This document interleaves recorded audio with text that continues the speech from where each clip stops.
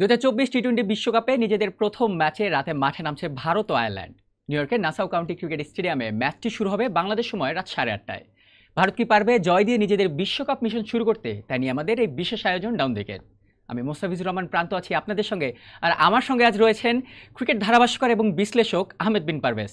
পারভেজ ভাই কেমন আছেন? আছি, খুবই ভালো আছি, thank you. India versus Ireland, ইন্ডিয়ার প্রথম ম্যাচ, আয়ারল্যান্ডের প্রথম ম্যাচটি হবে নাসাউ কাউন্টি ক্রিকেট স্টেডিয়ামে, যেটি আমরা দেখেছি যে শ্রীলঙ্কা ভার্সেস সাউথ আফ্রিকা ম্যাচটি সেখানে হয়েছিল, শ্রীলঙ্কা 77 রানে অল আউট হয়েছিল। কি মনে হয় সর্বোপরি? প্রথমে আসলে এই স্টেডিয়ামটার বিষয়ে একটা ধারণা আমরা দেওয়ার চেষ্টা করতে পারি, যেখানে শুরু থেকে আমরা জানতাম যে ইউএসএতে যে কয়টা ক্রিকেট গ্রাউন্ড তৈরি হয়েছে মোস্ট অফ দেম কোনো পিচ ছিল না, মাল্টিপারপাস ইউজার পার্ক ছিল, তো সেই জায়গাগুলোকে তারা কনভার্ট করে এনেছে। চতুর্পাশে স্ট্রাকচার টেম্পোরারি, তবে আউটফিল্ড এবং পিচটার যেই আলাদা করে কাজ করেছে সেখানে তারা ড্রপ ইন পিচ এনেছে অস্ট্রেলিয়া থেকে। সো এইটার যে একটা টেকনোলজি, সেটার ব্যবহার, সেটার ফিচার্স সব কিছুকে তারা খুব ভালোভাবে এক্সপ্রেস করেছে। আইসিসিও খুব ভালোভাবে ফলো করে সবাইকে জানিয়েছে যে এই উইকেটগুলো আসলে এখানে তৈরি না, অস্ট্রেলিয়া থেকে ড্রপ ইন করে নিয়ে আসা হয়েছে ট্রেতে করে। সো ওই ব্যাপারটা নিয়ে আলাদা একটা উত্তেজনা সবার মধ্যে ছিল যে এই উইকেটটা আসলে কি রকম বিহেভ করবে। বাট আমরা দেখেছি অস্ট্রেলিয়া থেকে পিচ নিয়ে আসলো, পিচের বিহেভিয়ারটা মিরপুরের থেকেও জঘন্য লাগছিল। এই বিষয়টা নিয়ে সবারই একটা আলাদা এক্সাইটমেন্ট ছিল, এবং এই কারণেই এই টুর্নামেন্টের প্রথম হাই প্রোফাইল ম্যাচটাই কিন্তু সেই গ্রাউন্ডে আমরা দেখলাম, Sri Lanka versus south Africa. So কোনো অ্যাসোসিয়েট দেশ না, দুটো শিরোপা প্রত্যাশী দল, তারা খেলেছে ম্যাচটা, এবং শ্রীলঙ্কাও তারা আমি দেখলাম টসে জিতাকে ব্যাটিং নিয়েছিল। So they wanted to make first use of the উইকেটটা যখন আসলে বোলিং করা শুরু হলো, সাউথ আফ্রিকার যখন বল করতে আসলো, আমরা রীতিমতো ভ্যারিয়েবল বাউন্স দেখছিলাম, একেবারেই আনক্যারেক্টারিস্টিক বিহেভিয়ার। এবং তার সাথেও যদি আমরা মিলাই, পিচের চতুর্পাশে যে বাউন্ডারি সীমানার এরিয়াগুলো আছে, খেলতে অনভ্যস্ততা থাকার কারণে যেটা হয় আর কি, আপনি যখন পরিচিত একটা মাঠে খেলেন, আপনি জানেন ডিমেনশনসগুলো কি আছে, কোন দিকে ছোট, কোন দিকে বড়, বাতাস কোন দিক দিয়ে আসছে, কি করতে পারবেন, প্রস্তুতির জায়গা থাকে। তো এটা একেবারেই নতুন একটা জায়গা, এলিয়েন কন্ডিশনে দুটো দল খেলতে এসেছিল, এবং উইকেটটা আনপ্রেডিক্টেবল। তার চেয়েও বড় যে একটা চিন্তার বিষয় ছিল এই ম্যাচটা দেখার সময়, শ্রীলঙ্কান ব্যাটাররা তারা উপর দিয়ে যখন খেলছেন, বলটা মাটিতে পড়ার পর, ঘাসে পড়ার পর থেমে যাচ্ছে, একদমই আউটফিল্ড খুবই স্লো ছিল, লিটারালি আউটফিল্ড বলে তেমন কিছু ছিল না। এবং যেভাবে বালুর পাফ উঠে আসছিল, দেখে মনে হচ্ছিল যে পুরাটাই বালুর আস্তরণ, তার উপরে একটুখানি ঘাসের লেয়ার বোধহয় দেওয়া। দূর থেকে চোখে দেখে মনে হচ্ছে সবুজ, কিন্তু পুরাটাই আসলে বালু। তো আউটফিল্ডটাও প্রচন্ড রকম স্লো এবং কাউন্টার প্রোডাক্টিভ ব্যাটিং এর জন্য। তো এই অ্যাডজাস্টমেন্টসগুলো কিন্তু ম্যাচের ভেতরেই করতে হচ্ছিল খেলোয়াড়দের, এবং এটা একটা বড় সমস্যা হয়েছে। শ্রীলঙ্কা তাদের টি-20 ইন্টারন্যাশনাল হিস্ট্রির, ওয়ার্ল্ড কাপের হিস্ট্রিতেই সবচেয়ে কম রান করেছিল, এবং সেটা ডিফেন্ড করতে গিয়ে they did not do badly. South আফ্রিকাকে তারা 17 ওভার পর্যন্ত খেলিয়েছে, 4টা উইকেট ফেলেছে। সুতরাং ব্যাটিংয়ের জন্য এই উইকেটটা বদ্ধভূমি হবে, এবং আউটফিল্ডটা যদি এরকমই থাকে, তাহলে আমার মনে হয় দুই টিমের ব্যাটারাই এখানে ব্যাট করতে এনজয় করবেন না। ইন্ডিয়া এবং আয়ারল্যান্ডের কথা, দুই টিমই পারবেন না আসলে এখানে প্রপার ব্যাটিং যারা করতে চান, বা যে প্রস্তুতি নিয়ে তারা এসেছেন, টি-20 ক্রিকেট খেলেছেন, ইন্ডিয়ান্স প্লেড আইপিএল, আইরিশরাও প্রস্তুতি নিয়েছে প্রপার ভালো স্পোর্টিং উইকেটে খেলার, সেই অপরচুনিটিটাই বোধহয় এই উইকেট এবং এই আউটফিল্ড তাদেরকে দেবে না। একদমই। কিন্তু আপনি একটা জিনিস চিন্তা করেন, আইপিএল থেকে যে ইন্ডিয়ান প্লেয়ারগুলো যে এই পিচে খেলে মানে ইউজ টু হয়ে এসেছে এই ওয়ার্ল্ড কাপে খেলতে, এখন টোটালি একটা ডিফারেন্ট উইকেটে তারা যখন ব্যাটিং করবে, তাদের ডেফিনেটলি একটু অ্যাডজাস্ট করতে একটু মনে হয় প্রবলেম হওয়ার কথাই হবে। তবে ইন্ডিয়ার একটা অ্যাডভান্টেজ, বাংলাদেশের সাথে তারা এই একটা প্রস্তুতি ম্যাচ কিন্তু তারা খেলেছে, এখানে খেলেছে, এবং সেখানে বেশ ভালো রানই তাদের এসেছিল। ওই দিন কিন্তু পিচ বা আউটফিল্ডের বিহেভিয়ারটা এরকম মনে হয়নি, যেটা ওয়ার্ল্ড কাপ প্রপারের প্রথম ম্যাচে আমরা সেটা দেখলাম। বাট ইন্ডিয়ার আরও একটা অ্যাডভান্টেজ, যেটা আমরা বিশ্বকাপের হিস্ট্রিতেই দেখছিলাম, ইন্ডিয়ার দলের যে ব্যালেন্সটা, ইটস সুটেড, যে যদি কঠিন ব্যাটিং কন্ডিশন হয়, আপনি আসলে ইন্ডিয়ান ব্যাটারদের উপর বেশি ভরসা রাখতে পারবেন যে তারা সেখান থেকে আউটপুট বেটার বের করে আনতে পারবে, যেটা হয়তো অন্য ব্যাটিং সেটআপ পারবে না। তো কঠিন ব্যাটিং কন্ডিশন হলে ইন্ডিয়ানদেরই ফেভারে হয়তো জিনিসটা যেতে পারে, এবং তাদের যে বোলিং সামর্থ্য আছে সেটা নিয়েও নিশ্চয়ই আমরা সামনে কথা বলবো।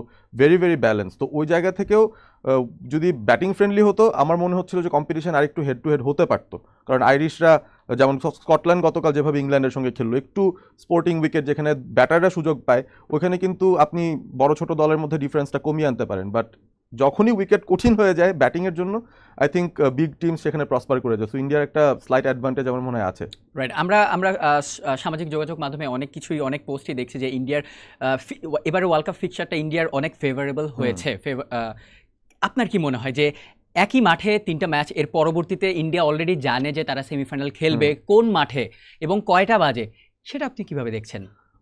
আমার কাছে যেটা মনে হয় যে কোনো ধরনের স্পোর্টের সঙ্গেই আসলে স্পন্সরশিপের রিলেশনশিপ আছে, এবং কোন ধরনের মানে কারা হচ্ছে ড্র বা কারা অ্যাট্রাক্ট করে নিয়ে আসতে পারবে, আকর্ষণ কারা, মূল আকর্ষণ কারা, তাদেরকেই যদি ফোকাস করা হয় সেই ক্ষেত্রে হয়তো রেভিনিউ জেনারেশন বলি কিংবা ইনকাম এর জায়গা থেকে বলি ওটার একটা অ্যাডভান্টেজ পেয়ে যায়। সো হিস্টোরিক্যালি আমরা দেখছি, শুধু এবার না, এর আগেও আমরা বহুবার দেখেছিলাম যে আসলে আইসিসি যাদের কাছ থেকে সবচেয়ে বেশি রেভিনিউ আর্ন করতে পারছে তাদেরকে আলাদা একটা প্রিভিলেজ তারা দিচ্ছে। শুধু ইন্ডিয়া সেদিক থেকে একটু প্রিভিলেজ পায়, বাট একদিক থেকে এটাও বলবো যে যেহেতু ওয়েস্ট ইন্ডিজ এবং আমেরিকায় হচ্ছে, বিশেষ করে আমেরিকায়, সেখানে কিন্তু ইন্ডিয়া একটা বিশাল ড্র হবেই। কারণ Right. ক্রিকেটের প্রসার যেখানে আমরা চিন্তা করছি, ক্রিকেটের বিশ্বায়ন নিয়ে চিন্তা করছি, ক্রিকেটের বিশ্বায়নের ক্ষেত্রে সবচাইতে বড় যে বিজ্ঞাপন হবে অফ ক্রিকেট সেটা হচ্ছে ইন্ডিয়াই বলতে গেলে এখন। Right. তো তাদেরকে একটা আলাদা অ্যাডভান্টেজ দেওয়া হচ্ছে, সেটা ঠিক। তবে সিডিংয়ের যে বিষয়টা ওটা নিয়ে আমার স্লাইট একটা আপত্তি আছে বোধহয়। কারণ আগে ভাগেই যদি আপনি জেনে যান যে আপনি গ্রুপের ফার্স্ট কিংবা সেকেন্ড হলেও আপনার Exactly. পরবর্তী রাউন্ডের পজিশনটা চেঞ্জ হচ্ছে না, আপনি জানবেন যে কোন অপোনেন্টের সাথে খেলছেন মাঠের সাথে মিলিয়ে, ওই বিষয়টা আমার কাছে মনে হয় যে মেবি আইসিসি ডিসকার্ড করতে পারে। তো সেই ক্ষেত্রে যেটা হয়, একটা ফেয়ার কম্পিটিশন করে প্রত্যেকটা দলই চাইবে টপ পজিশনে যেতে, যেন তারা একটা অ্যাডভান্টেজ পায়। Very so true. ওই অ্যাডভান্টেজের বিষয়টা যেহেতু মিসিং হয়ে গেছে, এখন দেখবেন যে সুপার 8-এ যাওয়ার পথে দুটো টিম আমি সেকেন্ড হলেও চলে যাচ্ছি, তো সেই ক্ষেত্রে কিন্তু ব্যাপারটা অন্যরকম হয়ে যায়। প্রত্যেকটা ম্যাচ জেতারই যে চেষ্টা করতে হবে বা নেট রান রেটে প্রতি ম্যাচে একটা পারফরমেন্স দেখাতে হবে, ওই বিষয়টা আর তখন আসে না সামনে। ফিকচার এমনভাবে এখন দাঁড়িয়েছে যে ইন্ডিয়া গ্রুপ A1 হলে সুপার 8 থেকে ইংল্যান্ড, সাউথ আফ্রিকা এবং ওয়েস্ট ইন্ডিজ, তিন দলের যে কোনো একটি দলকে বিদায় নিতে হবে। তার মানে একটি দলের কোনোভাবেই সুযোগ নেই ফাইনালে ওঠার। সো এইরকম প্রবলেমগুলো যখন ক্রিয়েট হয় তখন আদার বড় টিমগুলোর উপর তো ডেফিনেটলি ইম্প্যাক্ট পড়ে। না, পরে তো বটেই, তবে এটা একটা চ্যালেঞ্জও বটে। রাইট। মানে এনিথিং নিউ, এনিথিং টাফ, নতুন একটা চ্যালেঞ্জ সামনে নিয়ে আসে। এবং আমরা একটা এক্সাম্পলই দেখতে পারি, এখানে যে 4টা গ্রুপও হয়েছে, অবভিয়াসলি অস্ট্রেলিয়া, ইংল্যান্ডের গ্রুপে বাকি যে 3টা দল, কোনোভাবেই তাদেরকে আমরা ফেভারিটস ধরি না to beat them to go to the super 8। Right. India পাকিস্তানের গ্রুপটাও ঠিক একই, কানাডা, আয়ারল্যান্ড এবং ইউএসএ, এই 3টা টিম আমরা এক্সপেক্ট করি না যে পাকিস্তান ইন্ডিয়াকে ডিঙিয়ে তারা সুপার 8-এ Right. যাবে। অন্য দুটো গ্রুপ আরও একটু বেশি ইন্টারেস্টিং, যেখানে অ্যাটলিস্ট 3টা পোটেনশিয়াল টিম আছে যারা হচ্ছে, যাদের মধ্যে যে কোনো দুটো যেতে পারে। সো সিডিংয়ের ভিত্তিতে সেটা হয়ে যাওয়াতে আমার মনে হয় এই দিক থেকে আমি বলবো যে হ্যাঁ, there is a fair competition factor here, but ওই যে ইন্ডিয়া পাকিস্তানকেও যে এক গ্রুপে নিয়ে আসা, সেটাও আমার মনে হয় একটা কনজারভেটিভ এফোর্টই থাকে, সেটা Exactly. এসিসি হোক কিংবা আইসিসি হোক, কারণ তারা সেখান থেকে সবচেয়ে বেশি আর্ন করে। সো ওই গ্রুপ স্টেজেও তাদেরকে একবার মানে অন্তত রাখতেই হবে, এরকম একটা পরিকল্পনা নিশ্চয়ই প্রিভিয়াসলি তাদের থেকেই যায়। আবার সেই ম্যাচটি দেওয়া হয়েছে নিউ ইয়র্কে, যেখানে মোটামুটি সব ইন্ডিয়ান পাকিস্তানি Right. ফ্যানরাও থাকবে, স্টেডিয়াম মোটামুটি পরিপূর্ণই থাকবে, যদিও ম্যাচটি হবে অফিস টাইমে, ইউএসের অফিস টাইমে সকালবেলা ম্যাচটি হবে। সো টি-20 ম্যাচে এরকম সকালবেলা দিলে কি জমজমাট হওয়ার কীরকম একটা পসিবিলিটি দেখেন? আমি তো এখনো পর্যন্ত যে কটা ম্যাচ দেখলাম ইউএসএতে, যে কটা হয়েছে, আমরা কিন্তু ফুল ক্যাপাসিটির ক্রাউড তেমন একটা দেখিনি। Even Right. ইউএসএ কানাডার ম্যাচ দিয়েও যখন শুরু হলো, it was good crowd, but enough না আর কি। 15,000 ধারণ ক্ষমতা সম্পন্ন মাঠ, but hardly 7-8,000 people came around, এবং তাদের মধ্যে বেশিরভাগই দেখা গিয়েছে যে যারা ইন্ডিয়ান বা পাকিস্তানি বংশোদ্ভূত খেলোয়াড়দের ফ্রেন্ডস অ্যান্ড ফ্যামিলি, তারাই হয়তো চলে এসেছেন সাপোর্ট দেওয়ার জন্য। তো ওই বিষয়টা থেকে আমি অন্তত এটাই বলতে পারি যে ডে টাইম হলেও আমার মনে হয় যে টিমগুলোর খেলা, তাদের সাপোর্টাররা অটো চলে আসবেন। হয়তো আমেরিকানরা যারা আসলে ক্রিকেটটা এখন শিখছেন বা বুঝছেন বা জানেন না ক্রিকেট অ্যাজ এ স্পোর্ট কী, সেটার ব্যাপারে ইন্টারেস্ট কম, তাদেরকে হয়তো অ্যাট্রাক্ট করার এখনও চিন্তা নাই। আপাত মুহূর্তে অ্যাট্রাকশনটা এরকমই হবে যে যেন ওয়ার্ল্ড ব্রডকাস্টে বা ওয়ার্ল্ড ফিডে একটা ফেভারেবল সময়ে যাদের খেলা তারা যেন দেখতে পারে। সো রাত 8:30 মানে কিন্তু এশিয়ায় অফিসের পরের টাইম, আমার মনে হয় Right. ওইটাই কনসিডার তারা করেছে এশিয়ান ইন্ডিয়া টাইমটাই পাকিস্তান প্রেফার ম্যাচের করা জন্য। হয়েছে। আমি যদি একটু ইন্ডিয়ার আরেকটু ফেভার যদি নিয়ে কথা বলি, যে তারা কিন্তু জানে তাদের কোন মাঠে খেলা হবে, ওই মাঠের পিচগুলো কীরকম, সেই অনুযায়ী চিন্তাভাবনা করে কিন্তু তারা স্কোয়াডে একজন বেশি এক্সট্রা স্পিনার নিয়েছে। সো আগে থেকে যখন আপনি জেনে যাবেন তখন ওই অ্যাকর্ডিংলি আপনি প্ল্যানগুলো সাজাতে পারবেন, যে আমার এই স্লো পিচে খেলা হচ্ছে বেশি, আমি সেখানে কুলদীপ, আকসার 3টে স্পিনার আমি খেলিয়ে দিলাম। সো এইরকম অ্যাডভান্টেজগুলো কি ইন্ডিয়ার মতো টিমের নেওয়া উচিত কিনা? আমার কাছে মনে হয় যে সবার জন্যই it's fair in a way, কারণ অন্তত গ্রুপ পর্বে তো ভাগাভাগি করে খেলা হচ্ছে। সবাই একবারে যে ইউএসএতে খেলবে বা ওয়েস্ট ইন্ডিজে খেলবে এটা মোটামুটি আগে থেকে জানা। ফর এক্সাম্পল আমি বাংলাদেশের কথাই বলতে পারি, আমাদের নির্বাচকরা যখন দল নির্বাচন করেছেন সেখানে একজন এক্সট্রা স্পিনার তারা এই কারণেই নিয়েছেন, কারণ তারা আগেই জানেন ইউএসএতে দুটো খেলা হবে গ্রুপ পর্বে, পরবর্তীতে ওয়েস্ট ইন্ডিজে হবে, যেখানে স্পিনারদের একটা হেল্প পাবেন, এবং প্রতিপক্ষ কারা সেটাও তারা জানেন। সেই হিসেবে তারা ডানহাতি ব্যাটার বেশি আছে বলে তারা একজন বাহাতি স্পিনারকে দলে ঢুকিয়েছেন, সেই বিষয়গুলো আগেই প্ল্যান করে আসতে পেরেছেন। সো এই প্ল্যানিংটা সবাই করতেই পারে, but for that you also need to have the wealth of skillful players আপনার পাইপলাইনে। If you don't have the pipeline, সেই ক্ষেত্রে আপনি হাজার ক্যালকুলেশন করেও সঠিক খেলোয়াড়টাকে পিক করে আনতে পারবেন না। তো India they are spoil for talent, প্রচুর ট্যালেন্ট তাদের। তো সেই জায়গা থেকে তারা একজন এক্সট্রা স্পিনার আনলেও আপনি just if you look at their squad, অন্যান্য অনেক দলের তুলনায় ইন্ডিয়ায় কিন্তু আমি বলবো যে পিওর অলরাউন্ডারদের সংখ্যা একটু কমই। হার্দিক পান্ডিয়াকে ধরতে পারেন একজন, এবং জাডেজাকে ধরতে পারেন একজন, আকসার প্যাটেল ক্যান ব্যাট, বাট এই দুজন বাদে জেনুইন অলরাউন্ডার বলে কিন্তু তেমন কিছু নেই। সো ইন্ডিয়া হেভিলি তাদের ব্যাটিং অর্ডারের যে টপ 6 বা টপ 7ই বলি হার্দিক পান্ডিয়া সহ, তাদের উপর খুব বেশি করে ব্যাংক করছে। কারণ এর পরের যে 4জন আমার মনে হচ্ছে তারা আসলে বোলিং হেভি একটা লাইন আপ নিয়েই হয়তো আসতে পারে স্টার্টিংয়েই, শুরুতেই। কারণ এই ধরনের টুর্নামেন্টে যেখানে you are not sure about the wicket, extra একজন ব্যাটার নিয়েও লাভ হবে না, বরঞ্চ বোলিং দিয়ে you need to counter the opponent, যেটা সাউথ আফ্রিকা তাদের ম্যাচে শ্রীলঙ্কার এগেনস্ট আসলে করেছিল। They had one extra bowler, এবং বার্টম্যান তাদের সেই এক্সট্রা পেসারটা ছিলেন, he did very well. So ওই একই স্ট্র্যাটেজিতে হয়তো ইন্ডিয়া যেতে পারে, যে তারা লেজটা একটু লম্বা হলেও আমার মনে হয় বোলার হেভি একটা স্টার্টিং 11 দিয়ে শুরু করতে পারে, দেখার জন্য যে কি হয়, যেহেতু আননোন একটা সিচুয়েশন। রাইট, আমরা যদি একটু ইন্ডিয়ার লাস্ট 3টি টি-20-র একটু ফর্মটা যদি দেখে নেই, তারা লাস্ট 3টি টি-20-র মধ্যে 3টি ম্যাচই তারা জিতেছে, এবং একটি তারা বাংলাদেশের বিপক্ষে ওয়ার্ম আপ ম্যাচ খেলেছে, এবং আফগানিস্তানের বিপক্ষে একটি টি-20 ম্যাচে তারা সুপার ওভারে গিয়ে ম্যাচটি জিতে নেয়। এরপরে আরেকটি তিনি আফগানিস্তানের সাথে 6 উইকেটে জিতে নেয়। অন্যদিকে আমরা যদি একটু আয়ারল্যান্ডের ফর্মটা দেখি, লাস্ট 3টা টি-20-তে একটি হেরেছে, 2টি জিতেছে। শ্রীলঙ্কার সাথে তারা হেরেছে, এবং নেদারল্যান্ড এবং স্কটল্যান্ডের সাথে তারা জিতেছে। আয়ারল্যান্ড টিমটি নিয়ে আমি ইন্ডিয়া টিমের প্রসঙ্গে একটু পরে আসছি, যেহেতু অনেকক্ষণ ইন্ডিয়া নিয়ে কথা বললাম। আয়ারল্যান্ড টিমটা নিয়ে আমি যদি একটু আপনার কাছে জানতে চাই, এই টিমটাতে আপনি সবচেয়ে এক্স ফ্যাক্টরটা কি দেখছেন?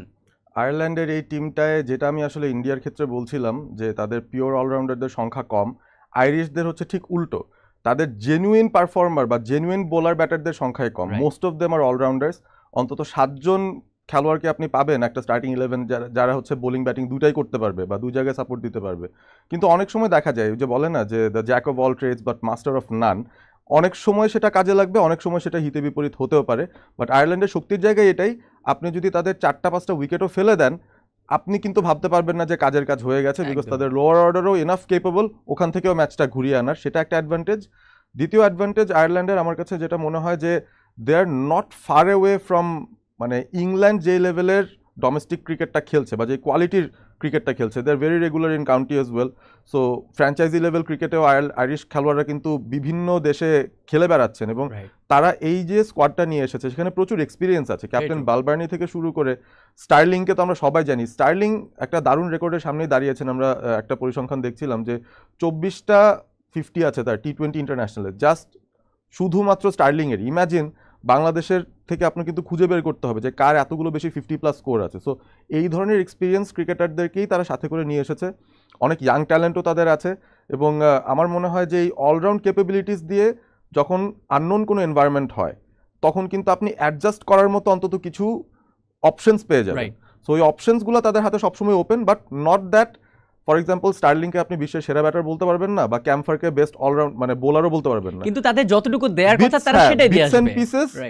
সবাই সবকিছু করতে পারে, অলরাউন্ডার্সে ভরা। তো এটা একটা অ্যাডভান্টেজ হতে পারে একটা টিমের জন্য। সো আয়ারল্যান্ড আমার মনে হয় দে আর জায়ান্ট কিলার্স, এবং গত বিশ্বকাপের 2টো আসরেই তারা কিন্তু 2টো বড় বড় জায়ান্ট কিল করেছে, এটা তাদের অভ্যাসের একটা অংশ। সো জানি না ইন্ডিয়ার সাথে তারা সেটা করতে পারবে কিনা শুরুতেই, বাট অ্যাবিলিটি তাদের আছে যে কোনো দিন আসলে বড় কোনো অপোনেন্টকেও বিপদে ফেলে দেয়। রাইট, আমরা যদি একটু ইন্ডিয়ার প্রবাবল একাদশটা যদি দেখে আসি, ইন্ডিয়ার প্রবাবল একাদশে রাখা হচ্ছে রোহিত শর্মা ক্যাপ্টেন, জয়সওয়াল, বিরাট কোহলি, সূর্যকুমার যাদব, ঋষভ পান্ট, শিবম দুবে, হার্দিক পান্ডিয়া, রবীন্দ্র জাদেজা, কুলদীপ যাদব, জসপ্রীত বুমরা এবং আর্শদীপ সিং। এই স্কোয়াডটি নিয়ে কি বলবেন, যেখানে আপনি বলছিলেন কিছুক্ষণ আগে যে হয়তো জয়সওয়ালকে নাও খেলাতে পারে, একজন এক্সট্রা পেসার নিতে পারে, কি মনে হয় স্কোয়াডটা? এই স্কোয়াডে আমি যেটা দেখছি যে 2জন পরিপূর্ণ পেসার আছেন, আর্শদীপ আছেন এবং সেই সাথে বুমরা আছেন। হার্দিক পান্ডিয়া থার্ড পেসারের অপশনটায় যাবেন, কুলদীপ এবং জাদেজা তারা হচ্ছে স্পিনার্স 2 এন্ডে, আর দুবেকে রাখা হয়েছে বলতে Dube will be that bowler যাকে হচ্ছে আমরা ওয়ার্ম আপ ম্যাচেও দেখলাম, তাকে যেহেতু 3 ওভার দেওয়া হয়েছে, আমার মনে হয় ইন্ডিয়ার পরিকল্পনার মধ্যে তিনি আছেন যে তাকে হয়তো 1-2 ওভার বোলিং করানো হতে পারে 6th অপশন হিসেবে, যদি কোনো স্পিনার বা কোনো পেসার মার খেয়ে যান। বাট আমার কাছে মনে হচ্ছে, যেটা একটু আগেও বলছিলাম, যে জয়সওয়ালকে তারা নিয়ে শুরু করাটা অবশ্যই তাদের জন্য পজিটিভ, কিন্তু ইন্ডিয়া তাদের বোলিং স্ট্রেংথটা কমাবে কিনা সেটা নিয়ে আমার সন্দেহ হচ্ছে। আমার মনে হচ্ছে যে এই উইকেটের অবস্থা দেখে, আউটফিল্ডের অবস্থা দেখে তারা হয়তো চেষ্টা করবে 2টো পয়েন্ট, ভালো একটা নেট রান রেট, এরকম একটা চিন্তাভাবনায় মাথায় নেমে they will try to bring their best bowling options in, এবং বেস্ট বোলিং অপশনস আনতে হলে আপনাকে সিরাজকে মেবি রাখতে হবে, এবং সেই ক্ষেত্রে either of Dube or Jaiswal might be out আমার কাছে মনে হচ্ছে। Right. এই 11-এর সাথে আমার একটাই দ্বিমত আছে। রান রেটের কথা যেখানে বললেন, রান রেটে এগিয়ে নিতে হবে, লাভটা কি? তারা তো গ্রুপ A1 হয়ে থাকবে। এটা হচ্ছে প্রাইডের ব্যাপার। হ্যাঁ, আমি সেকেন্ড হয়ে শেষ করছি, এটার মধ্যে একটা প্রাইড কম, বাট অবভিয়াসলি সবাই তো আর সব ম্যাচ জিতবে না। আলটিমেটলি গ্রুপ পর্বটা এমনই হয়ে গেছে সিচুয়েশন, যে সব ম্যাচ জিতবে সেই অন টপ চলে যাবে। সো ইন্ডিয়া টার্গেট থাকবে সব ম্যাচ জেতার, এবং তারা নিশ্চয়ই ওভাবে থেকেই শেষ করতে চায়। আলটিমেটলি আমার মনে হচ্ছে it will be a hard test for Ireland. যদি ইন্ডিয়া তাদের ওই যে বোলিং স্ট্রেংথটা বেশি নিয়ে যদি নামে, আয়ারল্যান্ডের জন্য বেশ কঠিন হবে। Even Arshdeep very surprising, but ওকে আমার সবচেয়ে বেশি ইমপ্রেসিভ মনে হচ্ছে বুমরা বাদ দিলে। রাইট, আমরা যদি একটু আয়ারল্যান্ডের প্রবাবল একাদশটা যদি একটু দেখে আসি, সেখানে রয়েছে Paul Stirling captain, Balbirnie, Lorcan Tucker wicket keeper, Harry Tector, Curtis Campher, George Dockrell, Gareth Delany, Mark Adair, McCarthy, Josh Little, Craig Young. দারুণ একটা টিম। মানে আপনি দেখেন এই প্রতিটা প্লেয়ারই আমরা কোথাও না কোথাও ফ্র্যাঞ্চাইজি ক্রিকেট লিগের সাথে পরিচিত। এই ফেসগুলোকে দেখা যায় রেগুলারলি, এবং টি-20 স্পেশালিস্ট আমি যদি স্পেশালি বলি। হ্যাঁ, অবভিয়াসলি এই বছরের শুরুতে আমরা বিপিএল এদের অনেককেই পেয়েছিলাম, বিভিন্ন দলে তারা খেলেছেন, এবং Curtis Campher he was one of the stars. এবারের বিপিএলে ভালো খেলেছেন, তার আগের ওয়ার্ল্ড কাপগুলোতেও ক্যাম্ফার খুব ভালো অলরাউন্ড পারফর্ম করে গেছেন। টাকার অ্যান্ড টেক্টর, এই ডাবল টিজ, তারাও কিন্তু মোটামুটি আইরিশদের টপ মিডল অর্ডারে খুব ইম্পর্টেন্ট দুজন কম্পোনেন্ট। স্টার্লিং তো আছেনই, ব্যালবার্নি তো আছেনই। বোলিংয়ের দিকে যদি তাকাই, আদায়ের এক্সপিরিয়েন্স অনেক দিনের হয়ে গেছে, জশ লিটল একটা লেফট আর্ম সিম অপশন নিয়ে আসতে পারছেন। সো ভ্যারিয়েশনও আছে, এবং ডেলেনি যিনি, he is a very unique customer. Leg spin bowl করতে পারেন, ডান হাতে বা হাতে বল করতে পারেন। He has so many different skills যেটা তিনি আসলে ইমপ্লিমেন্ট করতে পারেন। কাইন্ড অফ আইরিশ লিভিংস্টোন, এরকম একটা তকমা তার সাথে আছে। রাইট, আমি যদি একটু প্লেয়ার টু ওয়াচে দেখে আসি, ইন্ডিয়ার প্লেয়ার টু ওয়াচে রাখা হচ্ছে নান আদার দ্যান আর্শদীপ সিংকে, পেসার। তিনি লাস্ট 3টি টি-20তে 5 উইকেট নিয়েছেন, প্রায় 16 এভারেজে, এবং তার ইকোনমি ছিল 7.3। অন্যদিকে আমরা যদি একটু আয়ারল্যান্ডের প্লেয়ার টু ওয়াচটা দেখে আসি, সেখানে রাখা হচ্ছে আরেক পেসার মার্ক আদায়ার। তিনি লাস্ট 3টি টি-20তে 6 উইকেট নিয়েছেন 14.2 এভারেজে, এবং তার ইকোনমি ছিল 7.1। আরেকজনের কথা না বললেই নয়, তিনি হচ্ছেন জস লিটল। তিনি লাস্ট 3টি ম্যাচে 7 উইকেট নিয়েছেন, যদিও 9-এর উপরে করে রান দিয়েছেন। আইরিশ বোলারদের আমি যদি কথা বলি, এইরকম পিচে আইরিশ বোলাররা আমার মনে হয় একটু ভালোই সাপোর্টটা পাবে, কারণ জশ লিটলকে আমরা যদি দেখি, সুইং আছে, ইন সুইং আউট সুইং সবই তিনি দিতে পারেন, অনেকটা হচ্ছে ফজল হক ফারুকি টাইপের বোলার। আর অন্যদিকে আদায়ের কিন্তু রেগুলার উইকেট টেকার। কি মনে হয়, ইন্ডিয়ার ব্যাটিং আর আয়ারল্যান্ডের বোলিং? আমি ডেফিনেটলি ইন্ডিয়ার ব্যাটিংকে তারপরে এগিয়ে রাখবো, বাট যেহেতু খেলা হচ্ছে নাসাউ কাউন্টিতে, এবং আমরা দেখেছি সাউথ আফ্রিকা আগে বল করে আসলে এই ধরনের উইকেটে কি করতে পেরেছে, সেটাও কিন্তু ইউএসএর ডে বা বাংলাদেশের নাইট ম্যাচ, অর্থাৎ ওটার ফুললি ডে একটা ম্যাচ ছিল। শুরুতে উইকেটের যে ব্যবহার, সেটা কিন্তু সাউথ আফ্রিকান বোলাররা বা পেসাররাই মূলত, রাবাদা থেকে শুরু করে নরকিয়া তো 5th চেঞ্জ হিসেবে এসেছিলেন। সো অনেক অপশনস তাদের ছিল, বার্টম্যান ছিল, রাবাদা ছিল, এবং ইয়ানসেনকে দিয়ে তারা বল করিয়েছে। তো এরকম একটা সেট আপে আমার মনে হয় যদি আয়ারল্যান্ড আসতে পারে, if they can win the toss and field first, তখন আসলে ইন্ডিয়ান ব্যাটারদের বোধহয় একটা পরীক্ষায় তারা ফেলতে পারে। That's their big chance. আমি বলবো টসও একটা বিশাল ফ্যাক্টর হয়ে যেতে পারে এই ম্যাচে, যে আয়ারল্যান্ডকে কিছু যদি বের করতে হয় ম্যাচ থেকে, they should not bat first এই উইকেটে, এবং যদি তারা আগে বল করতে পারে, সেই ক্ষেত্রে জশ লিটল, আদায়ের, পরবর্তীতে ডেলেনি, ক্যাম্পার, তারা হয়তো একটা ইম্প্যাক্ট ফেলতে পারে। আমি যদি একটু সবশেষে যদি একটু জানতে চাই যে বোল্ড প্রেডিকশন এই ম্যাচ নিয়ে। India is winning it easy, আমার মনে হয় উইনিং ইট ইজি। যেভাবেই হোক না কেন, আগে বোলিং আগে ব্যাটিং যাই করুক না কেন, India is just too strong for Ireland. আয়ারল্যান্ডের সাথে হারার কোনো রেকর্ড নেই টি-20 ইন্টারন্যাশনালে সো ফার। 7টা ম্যাচে 7টাই তারা জিতেছে, সেটাই হয়তো তারা কন্টিনিউ করবে। প্লাস ক্রাউড প্রচুর সাপোর্ট পাবে তারা এই নিউ ইয়র্কে। ডেফিনেটলি। থ্যাংক ইউ পারভেজ ভাই আমাদের সাথে সময় দেওয়ার জন্য। হোপফুলি নেক্সট কোনো এপিসোডে আবারও আমরা আপনাকে পাবো। Thank you so much. Thank you. India কি পারবে জয় দিয়ে তাদের বিশ্বকাপ মিশন শুরু করতে, নাকি তাদেরকে হারিয়ে বিশ্বকাপের প্রথম অঘটনের জন্ম দিবে আয়ারল্যান্ড? তা জানতে হলে অপেক্ষা করতে হবে ম্যাচ শেষ অবধি। টিল দেন সবাই ভালো থাকুন, সুস্থ থাকুন, মোস্ট ইম্পর্টেন্টলি টিবিএস এর সঙ্গে থাকুন।